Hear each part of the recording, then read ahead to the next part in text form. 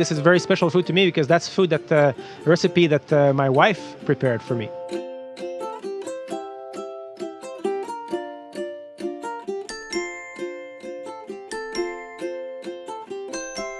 Véronique was able to go to a special laboratory to make a family dish, which was dehydrated and then sent up to space for me. This is the meal that I share with my friends on special occasions.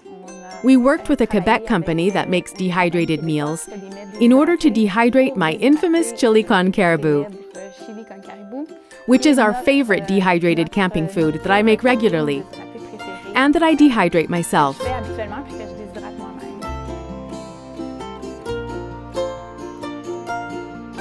Okay, the moment of truth. Perfectly rehydrated. Here, we don't worry about dishes. Cut the package with scissors. Texture is good.